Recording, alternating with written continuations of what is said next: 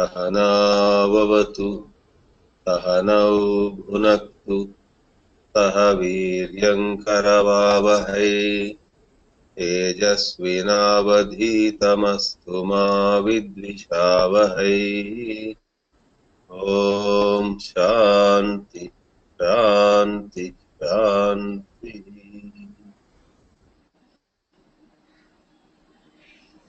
Namaste, everybody. Today we have a very unusual topic. Being nobody, going nowhere. At first sight, this might look like a rather disappointing topic. Generally, everybody wants to go places, everybody wants to become something. I've heard that mother of Abraham Lincoln, before dying, whispered in the ears of her son, "Dear son, become something." And he went on to become the President of United States. So this becoming somebody, becoming something has always fascinated the human mind. However, in higher spirituality, everything is turned upside down. So first it seems to be a contradiction, but let me hasten to add, there is no contradiction at all. Becoming something is like president of a country, CEO of a company, or some other great scholar, great writer, Oscar winner in Hollywood, or gold medal winner in Olympics, and so on. Everybody has their dreams. Becoming something in that fashion has its glory. Vedanta is not here to pour cold water on anybody's enthusiasm. All those who want to become somebody may jolly well go ahead and become.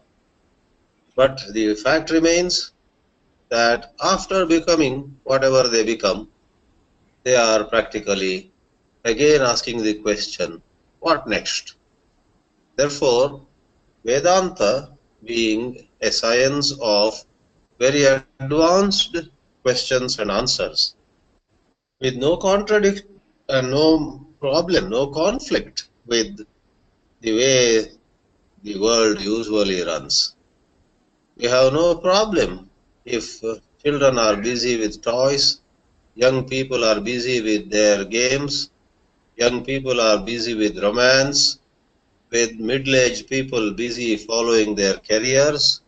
We have no problem. Then what next? What next? What next is the question. As human mind delves deeper into the mystery of their own life, then they find that from being nobody, it is indeed wonderful to become somebody. However, the next stage is, again, it seems to be similar to where we started, being nobody.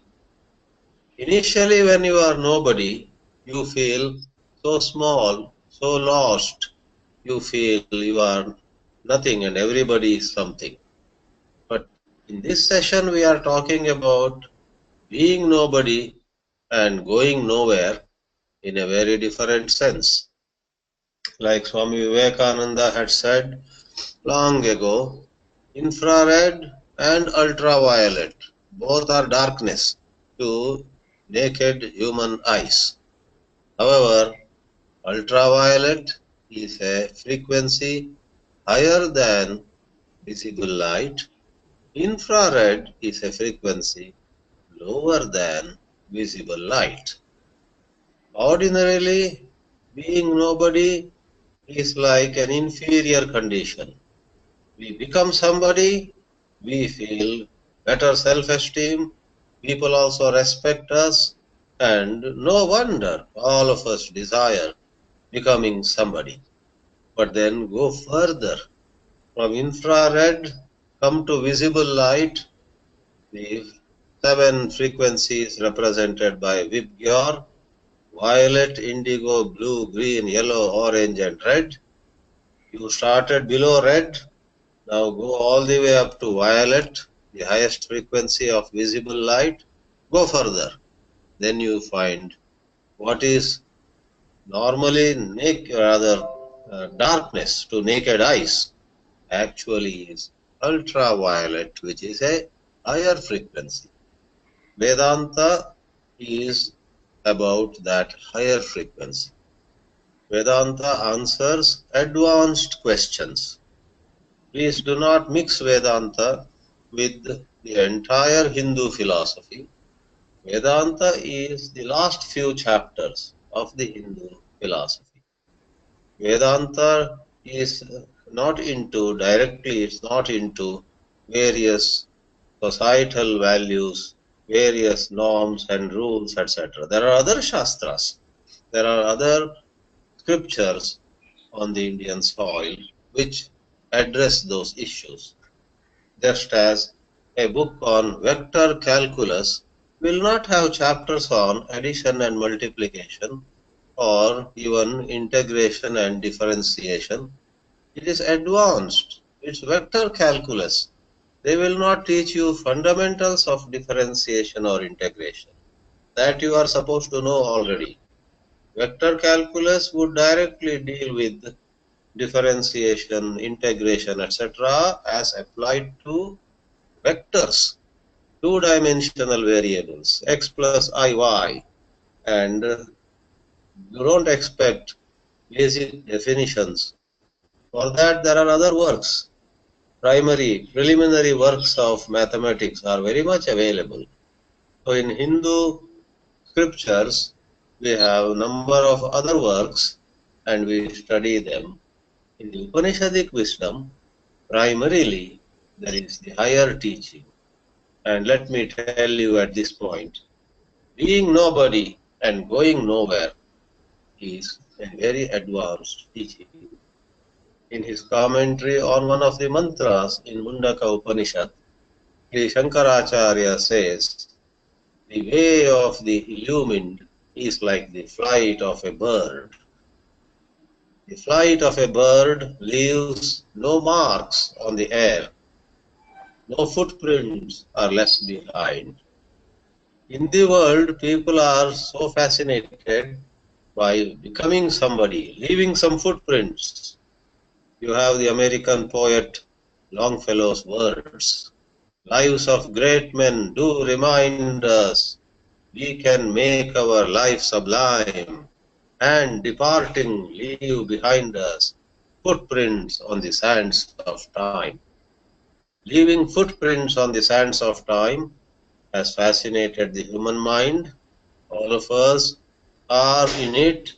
However, leaving footprints behind us, leaving a legacy behind us, doing something so that generations to come will remember us, etc., has its place. But then there is a higher domain where you actually, whether the world recognizes or not, that's a different story. Inwardly, you care not. Inwardly, you are not concerned with presenting an image before people. Inwardly, you don't worry about being famous, being popular. That may happen, there's nothing against popularity or fame. But are you after it, is the question. So Adi Shankara says, Chakuninam ivakashe jale varicharasya cha padam yathana drishyeta tatha jnanavatam gatihi. Jnanavatam gatihi. The very, very wise people, whom I call the illumined people, they have an altogether different way of going about their life. They actually are living in such higher consciousness that figuratively they don't leave behind any footprints. That means in their bosom, Please note, the attention is more inward here. The attention is how within their consciousness they are not concerned about creating an image.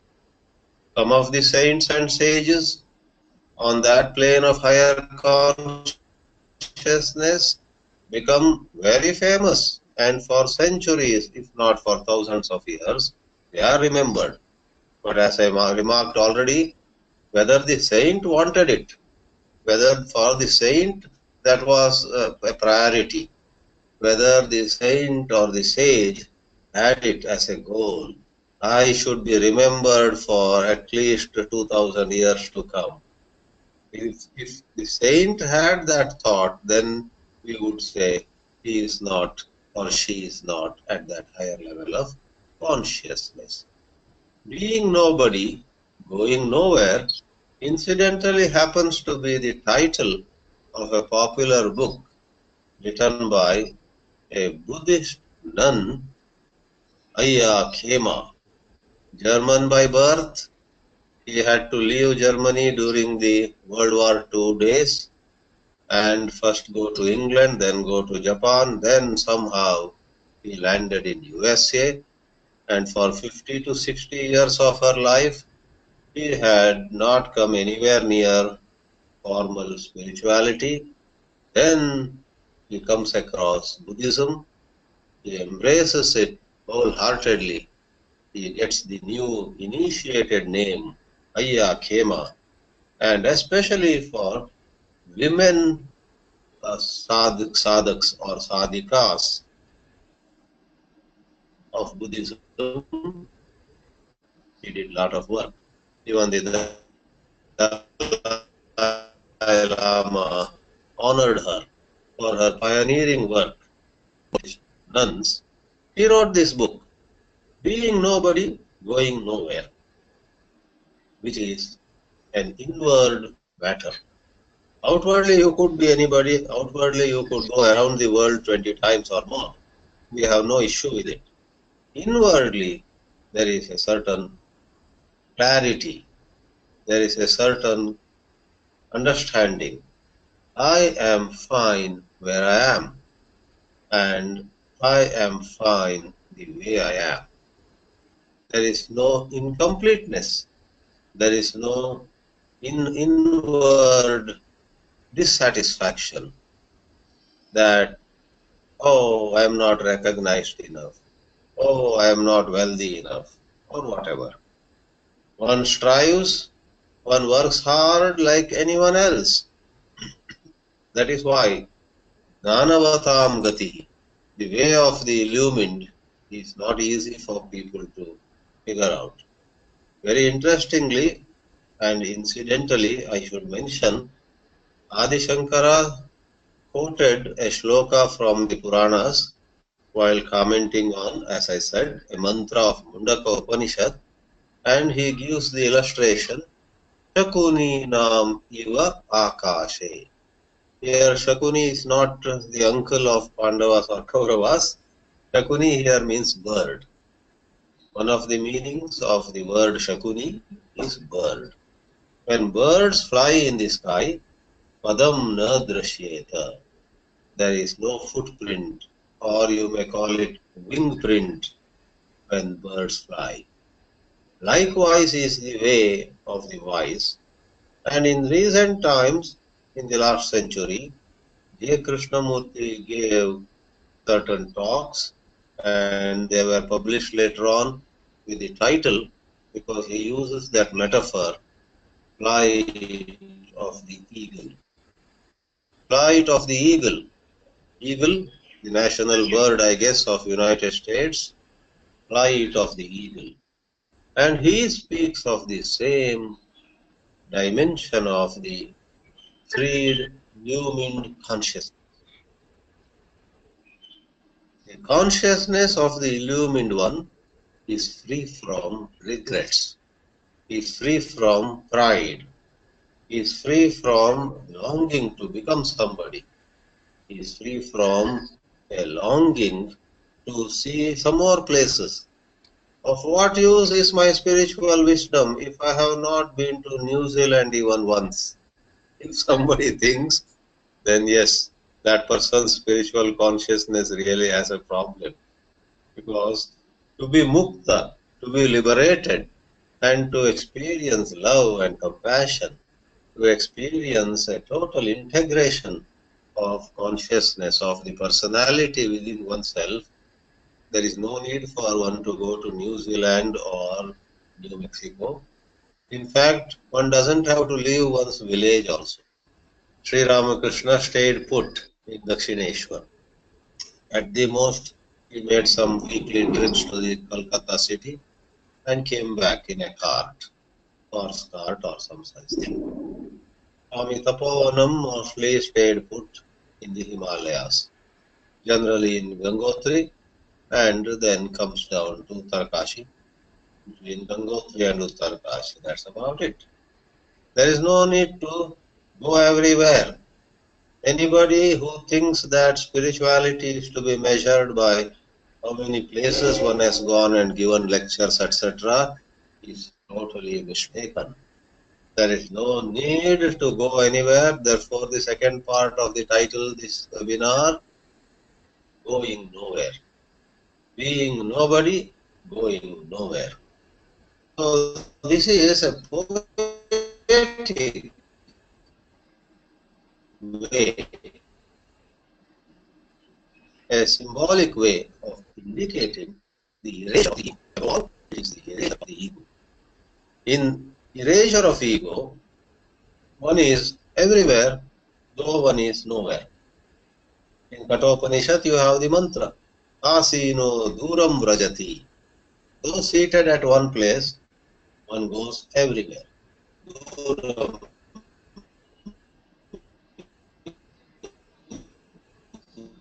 far. You are just sitting, and yet you have gone far. Deep asleep or lying down flat, you have gone everywhere. This also implies, in a very poetic manner, the liberated consciousness. In freedom, in that liberation, one experiences one is everything. In the Advaita Vedanta, therefore, we say Aham Brahmasmi. The body doesn't become Brahma. Brahma body doesn't become infinite, nor does the mind become infinite. But one anchors oneself in pure consciousness, and the consciousness is ever infinite. You are infinite. You are limitless. Satyam Dhanam Anantam Brahma is the declaration of the Upanishad. Poets inspired by this Vedantic insight have expressed this truth in so many ways. A Kannada poet who won the Jnanapith award, namely Kuvempu, wrote a very famous poem. He addresses the spirit in everyone. Oh, spirit, Chetana. Be without any house. Be without any limitation. Be without any boundary. And in one of the lines of that celebrated poem, Kuvempu, Professor K.V. Puttappa, actually says, and one has to read it very carefully, he says, never build a house of your own, never stop anywhere, and never reach any goal, don't reach any destination. Those without proper exposure, suppose read that, they would think this is a very negative poem. On the contrary, it is lofty Vedanta. Don't build a house, meaning the spirit in us has to remain limitless. For the body to stay, you may have a house, any number of bedrooms, or a simple hut. That doesn't matter. But the Chetana, the spirit, your consciousness, or let us be more specific, your sense of who I am deep inside you should never come under the limitations. Because the spirit is not bound anyhow by any house. Don't reach any goal, don't reach any destination, he says, because the movement of the spirit is endless. The spirit is free, it is moving on and on. In contrast, J. Krishnamurti made a perturbed many traditional thinkers, unless they also figured out what he was saying. In one of his statements, he says, they say truth is the same in 3 periods of time. Then it would be static. Truth is not static. Truth is dynamic. Truth is constantly moving. So, is there a contradiction between Vedanta and someone like J. Krishnamurti? We would say, not at all. The statement in the Vedanta, truth is the same in 3 periods of Satyam, is not to confine truth. In no way it makes truth an object which stays the same. You know, you have a piece of bread which never loses its freshness. It was like that 10 years ago, and this piece of bread will remain the same 10 years to come. That is a very silly conjecture. When Vedanta talks about truth remaining the same in 3 periods of time, in no way Vedanta is talking about an object, a dravya, or something outside ourselves. The witnessing consciousness, it is indescribable in words, the same. It would be static, suppose you make it an object, and then you say it is sitting here in Bangalore and it doesn't go. That kind of an object sitting at a point of space and not moving would make it static. Vedanta never says, never said, the truth is an object like that. It is pure consciousness, it is pure awareness, and awareness has no temporal or spatial limitations. Spatial in terms of X, Y, and Z, and temporal in terms of time T. It has no limitations. Therefore, Vedanta would answer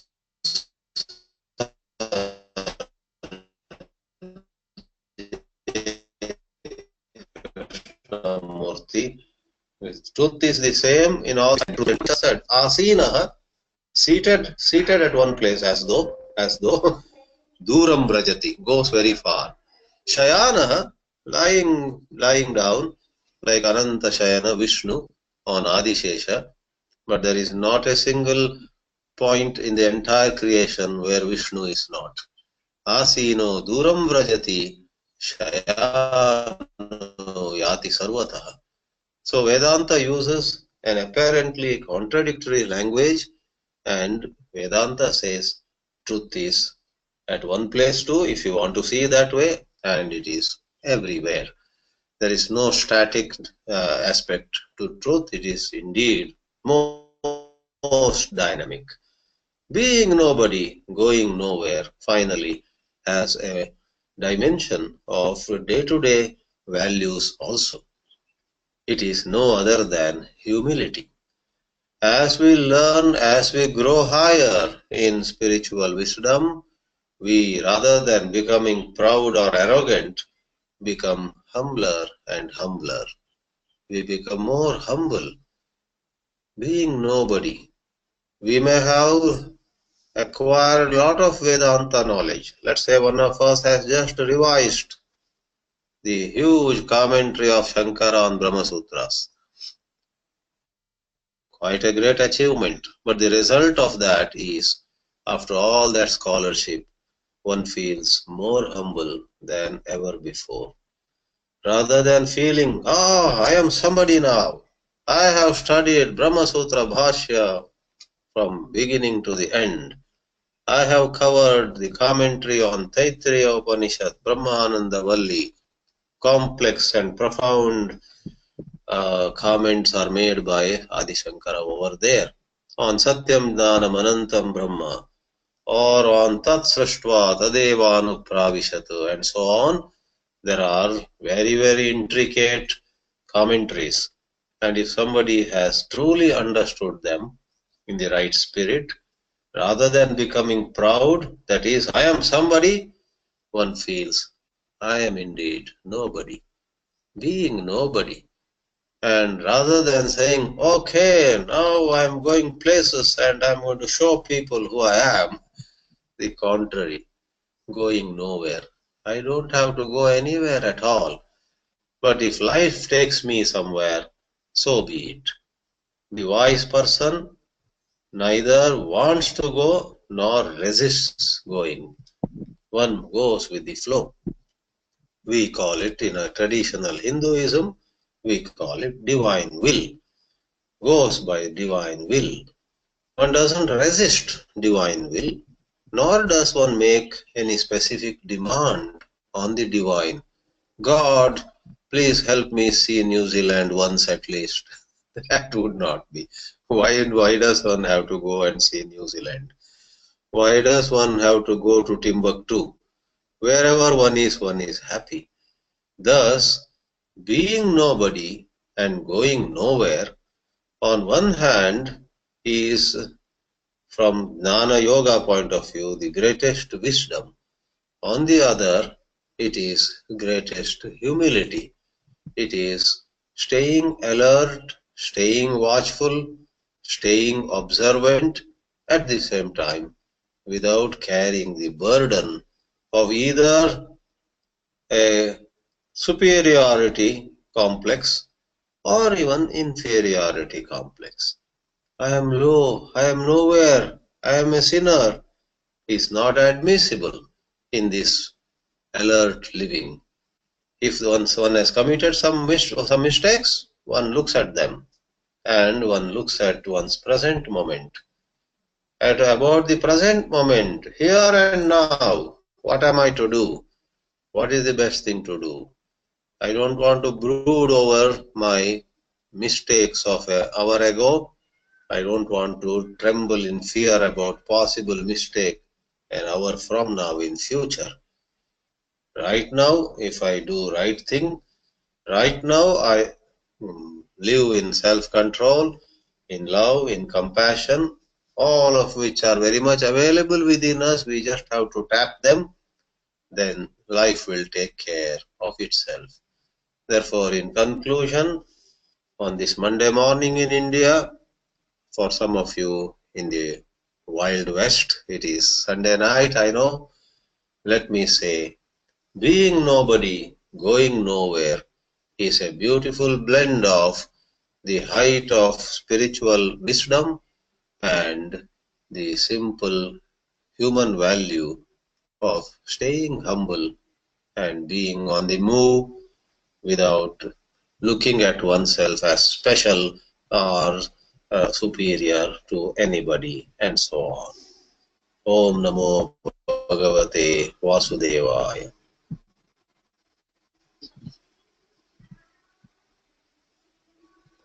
Let me see if somebody has a question now.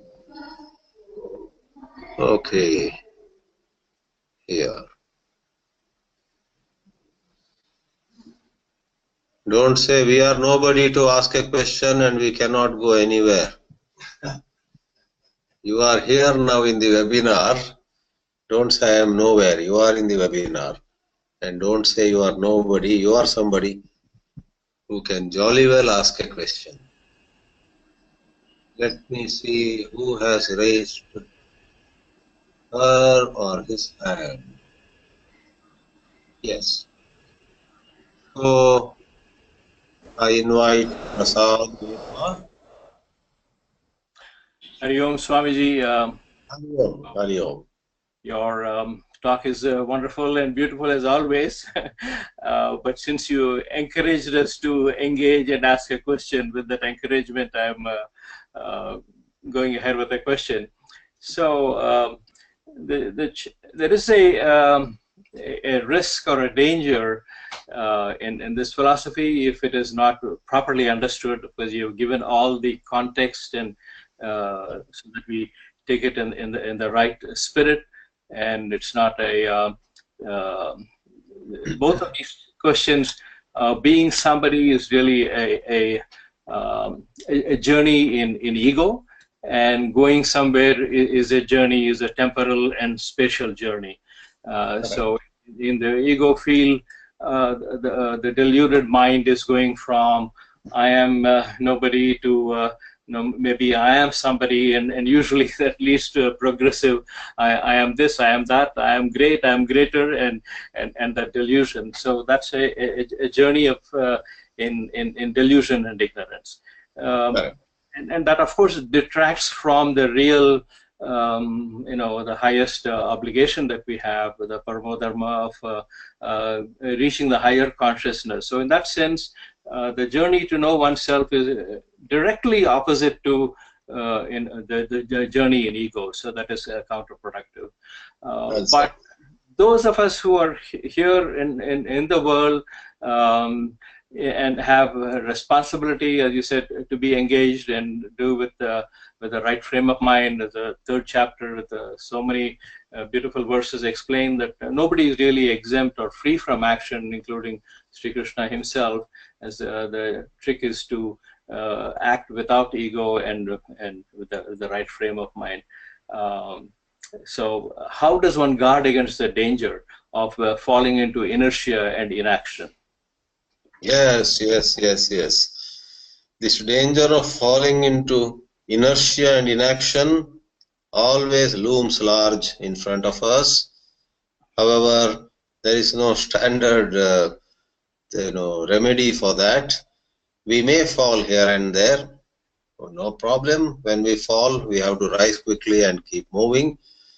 Normally, we would say that constant touch with this science, as the Panchadashi defines Jnanabhyasa, Tat Kathanam, Tat Chintanam, Anyonyam, Tat Prabodhanam, and so on. As much as possible, with the help of friends or on one's own, one has to be in touch with this science. One has to be in touch with this Brahma Vidya.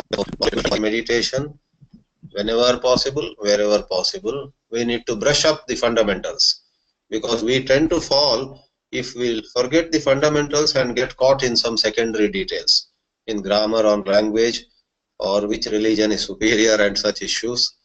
At best, they can be handled on the sidelines.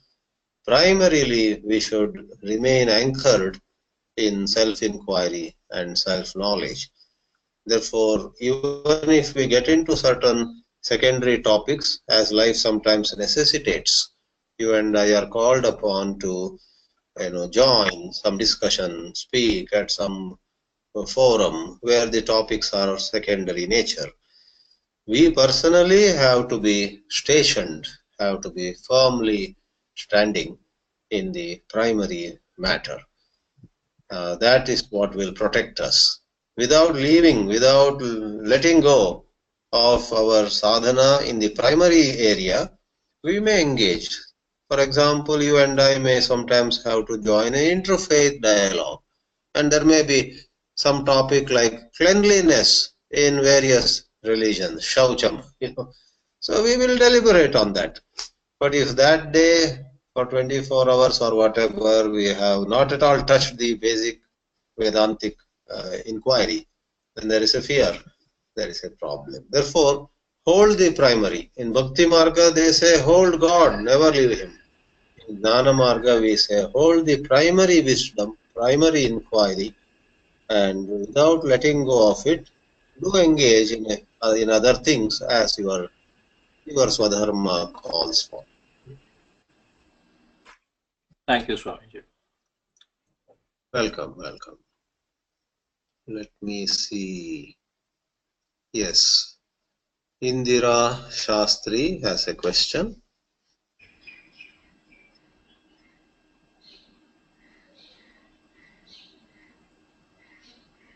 Indira avare kelta idea? Maybe there is a problem in the mic or in the speaker.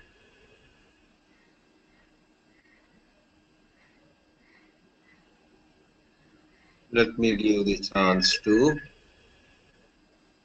There is some, maybe she has just, okay, Gopal Krishnan. Hari Om Swamiji. Yes, Hari Om, Gopal Krishnan, sir. Hari Om. Yeah, see, in our desire to feel, there is oneness with everybody. There is a desire to go and interact with human people around so that Yeah. we feel that we are all one. Does it contradict Yeah. going nowhere? Oh, no, that's a very good question. In fact, to interact with people also, one doesn't have to go places wherever one is. And to interact with people, one doesn't have to think that I am the teacher or I am somebody high up there. With the utmost humility, like feeling one among them, one may interact. So what is negated is the fancy idea that I have to be in a high position or I have to go, various places in the world and so on. So it is only the abandoning of fancy ideas that is implied here. Otherwise, just now I said we may have to sometimes take part in an interfaith dialogue. We go ahead and we take part. So interaction, very well said actually. Interaction in Krishnamurti circles, they call it dialogue. Dialogue with people of similar interest. In fact, exhilarates our sadhana. If we just sit with books and in our own home, it rather leads to a bit of a dullness. So whenever we get, thanks to modern technology, sitting at home also we can interact like we are doing now. You are in Mumbai, I am in Bangalore, we are talking. Interaction is welcome, is helpful. Thank you, Swamiji. Welcome. Let me see.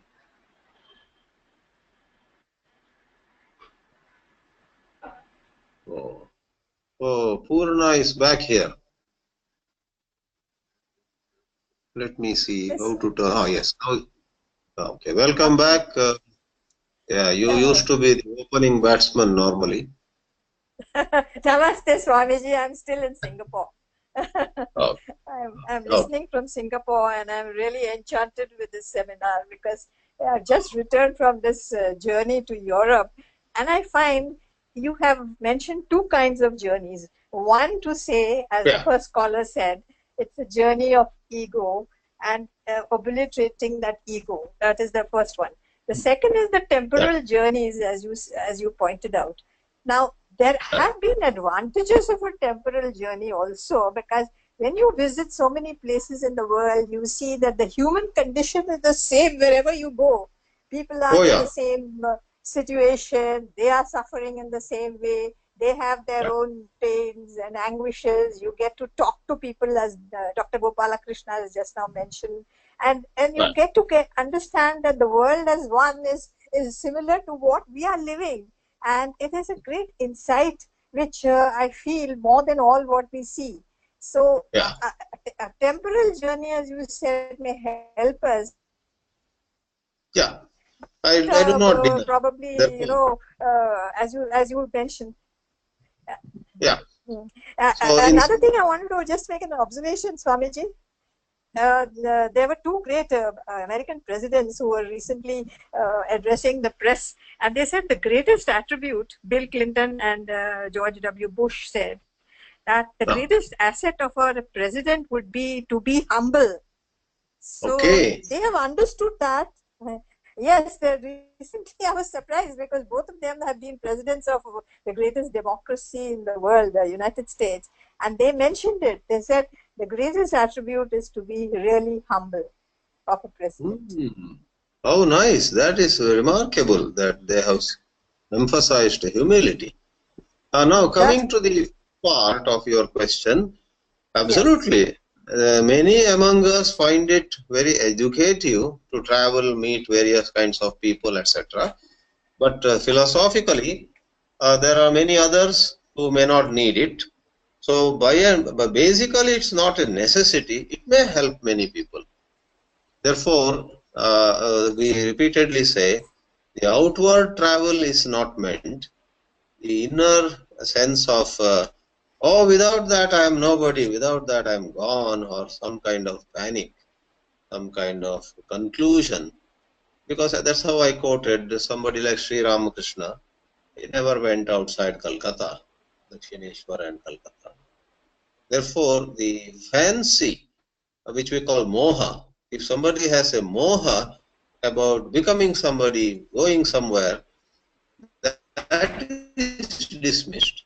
Going somewhere per se may be advantageous in so many cases. I do agree, fully accepted. Let's see, there is a new person here. Thank I think. Welcome, welcome, Purna. Does Tara have a question? The hand went up and came down. Oh, she has gone offline now. Let's see. Yeah, Prasad has again a question. Did you have a second comment or question, Prasad? Yes, Swamiji, I just wanted to add on the second aspect of the journey of going spatially and temporally. I have been very lucky and blessed to have gone to many remote places of the world, particularly after retiring.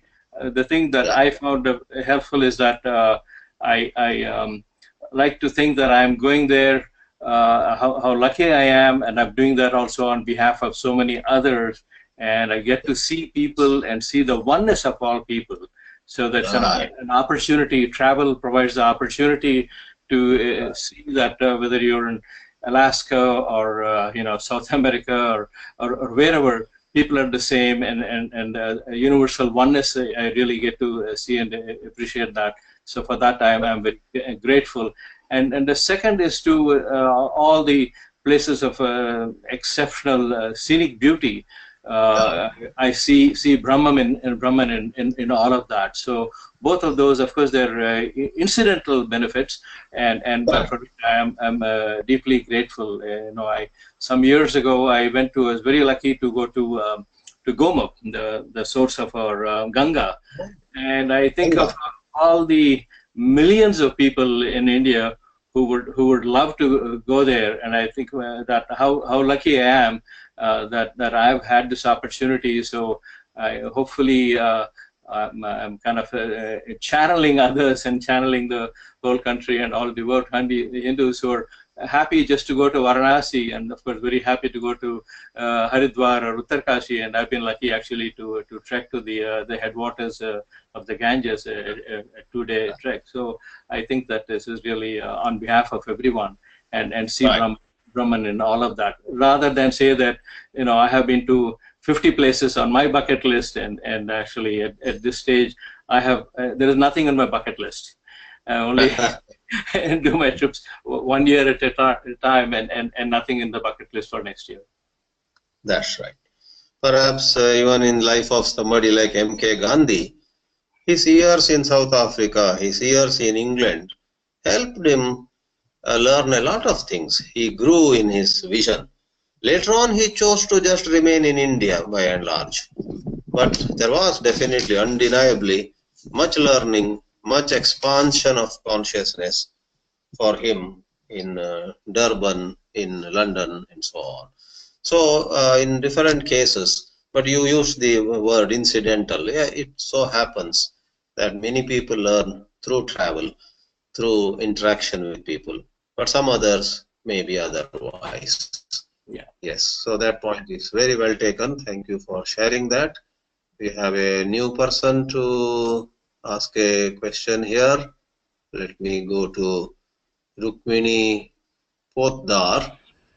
I unmute the mic. Yes, Rukmini. Swamiji, can you hear me?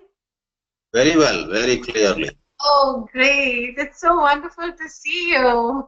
You had come for the Gita Saptah, for doing chapter 6 on Jnana Yoga in Tampa, in Florida. Yes. And that is the time you had recommended that I should read Being Nobody Going Nowhere. And I've started reading that book. Yes, and it's absolutely it's a fantastic book. I've come to I've started reading, I've finished 3 chapters of it so far. And what I, liked about the book is that Ayya Khema keeps talking about sitting down and doing the meditation.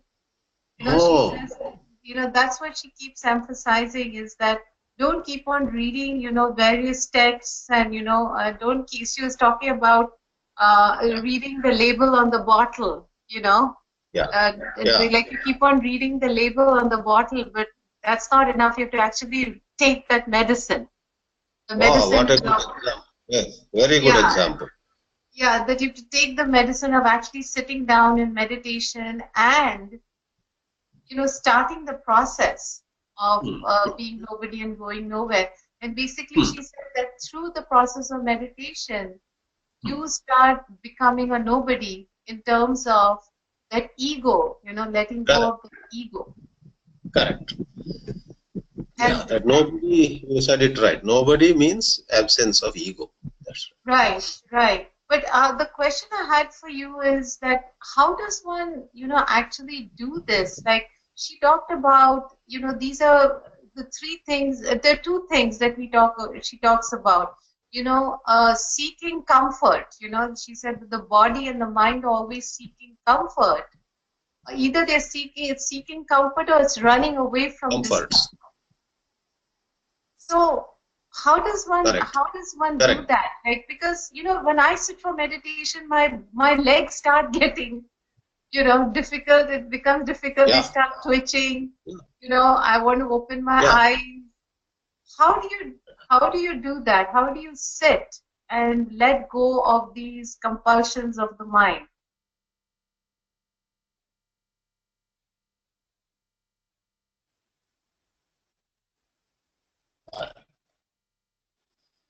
So they say start small and grow big. Even though there may be some discomfort, one can start meditating, joint pain, etc. In modern times, nobody insists that one should meditate, cross-legged, etc. One can sit on a chair. So in duration and in terms of how you go about it, the posture, etc., we should begin with where we are able to do. Then our ability will grow. Our ability will increase. Was I audible? Yes, you were. Can you hear me? Yes, very well. Very well.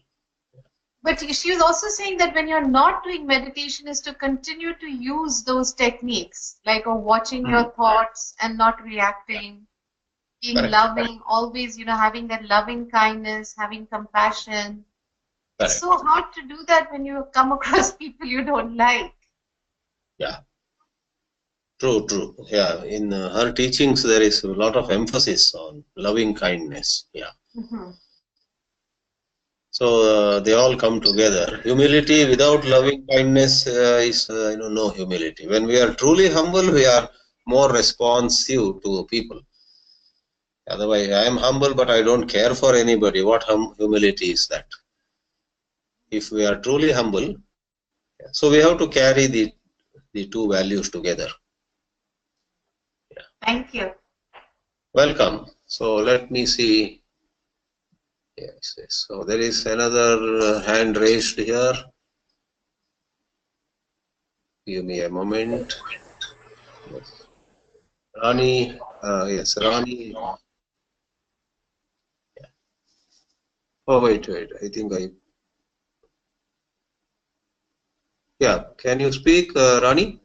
Yeah, hi. Hari Om Swamiji. So wonderful to be back into, these sessions. Right. Welcome.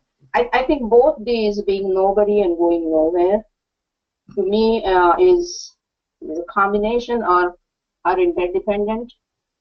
Because if I'm nobody, meaning my ego is not functioning, then I'm anchored in the self, and then I'm not going anywhere. Because if I'm anchored in the self, then I don't have to travel. I mean, traveling physically is another issue, and learning from it, and as the other person said, incidental, that you start seeing. And if this universe is created for us, and we are a part of it, then we have to see it and enjoy it. But at the same time, I have the understanding that this creation that is there is somebody else is responsible, and I am related to that somebody in a way because I am part of it. So to me, traveling is not really physical or not even mental. If I am anchored in one place with myself, then the travel can happen automatically.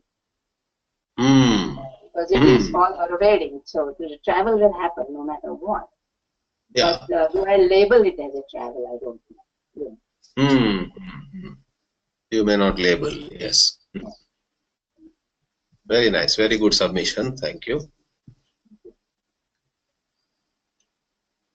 Let's see who. I think there is another question here. Yes, Ranjan from California.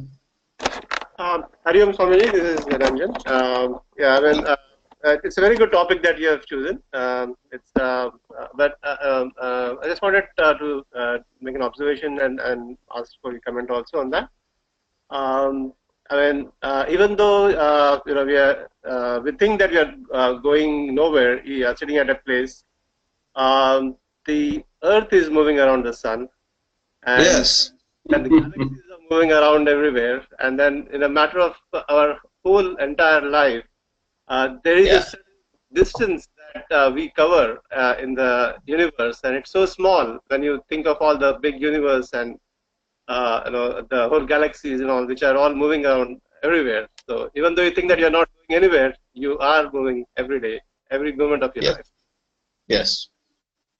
I just wanted to ask your comment on that. And today, through your webcam and through your internet, you can go anywhere sitting at one place. That's true. Thank you. And let me see who else. And also I will look up whether anyone has put a text question. Probably not. Oh, there is one. Let me see.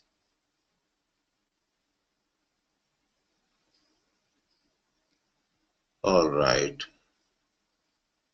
The sound is echoing. Someone has put. Okay, the question here is in text. If someone is in tamas, then would you advise him or her to try becoming somebody? Once the rajas is reached, then only one can go to the sattva state of nobody. Well said, yeah. Sometimes when one finds that one is so tamasic, it is rajas which pulls one out of the tamas. So the desire to become somebody, fuels that movement, and as one gets going, one can regain one's balance and let go of those personal ambitions. That is fully taken. Yeah.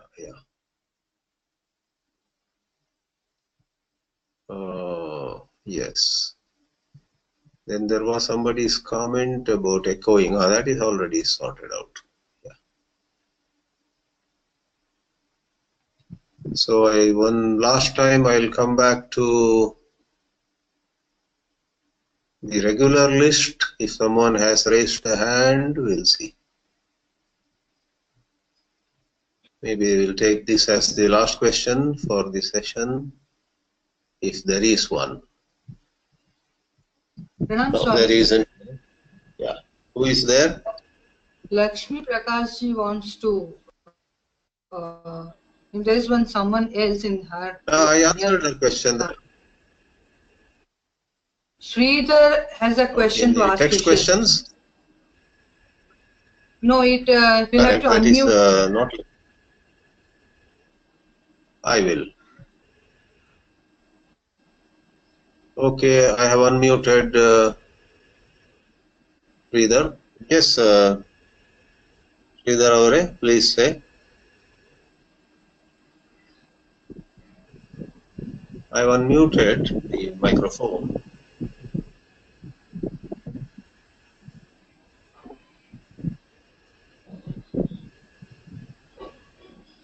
Hello?